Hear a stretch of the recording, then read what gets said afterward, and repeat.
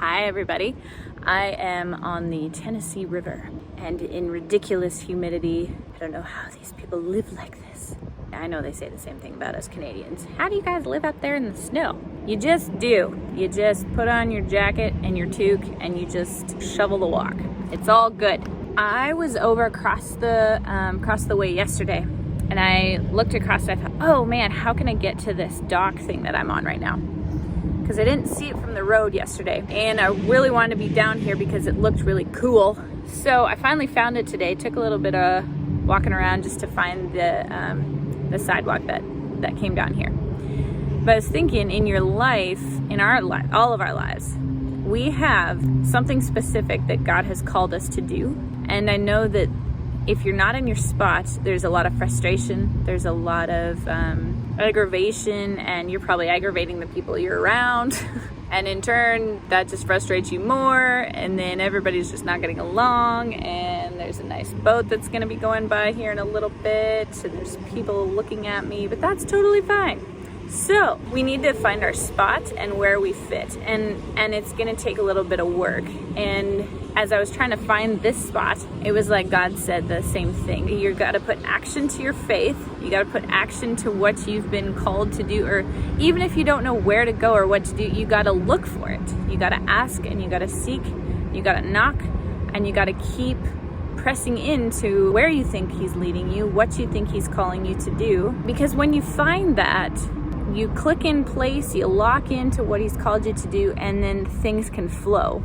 Part of this comes from a story that a friend reminded me of today. Like when Jesus spoke to the fig tree, there was no fruit on the fig tree.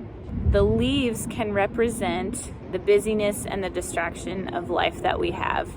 And Jesus is looking for the fruit. He's looking for the things in our lives that He's called us to do that will produce more for the kingdom, more for His glory. Is there fruit in your life? Are there things that are producing?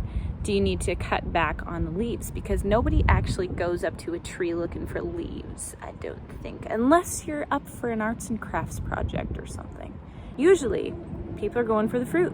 The fruit is what feeds you. The fruit is what gives nourishment. And the fruit is the beautiful thing about God creating this magnificent tree. So God says that He's the vine, we're the branches. He prunes a little bit sometimes, and so don't be afraid to get some things chopped off of your life.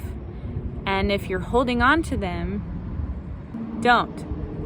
I don't know how else to say it. You know if you're too busy. You know if there's way too much going on, and you know maybe already God's bringing up to you what you should let go of and what you shouldn't be doing.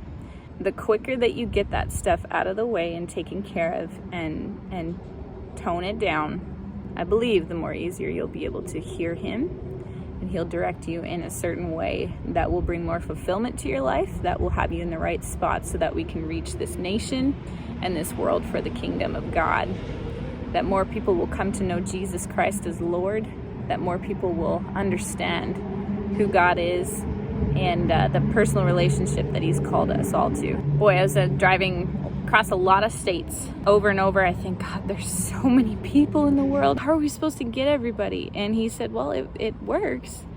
The way that He's initially set up, He's planned for everybody to be in their spot so that they can reach the ones around them. And He's got a plan. Are we going to say yes to Him? Are we going to produce the fruit and or let the fruit come and let Him take care of you? Trim you up a little bit around those edges and take some leaves off. Less arts and crafts. Just kidding. All right, well, hopefully this has encouraged you, and hopefully you are able to be an encouragement to somebody else today.